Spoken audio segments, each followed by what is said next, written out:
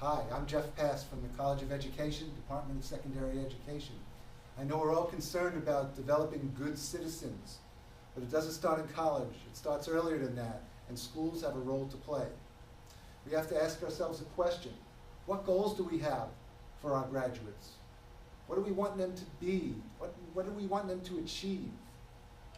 Well, of course, we want them to have skill in mathematics, and of course, we want them to have skills in reading. But both of those areas, they're mastered much earlier. What about the rest of their school years? I think we have other goals. We want them to be creative thinkers. We want our children to grow up to have a love of reading and have environmental awareness so they can attack some of the problems that face our globe. We want them to be skilled in self-expression and understand social problems. We want them to be self-aware, know thyself. And we want them to have empathy for other cultures and other social classes. We want them to be healthy, of course. And we want them to be ethical. We want our students to grow up to be lifelong learners because school doesn't stop at grade 12 or grade 16. But there's a problem, and it's testing. Because which of these goals do you think could be measured by standardized tests? Which of them?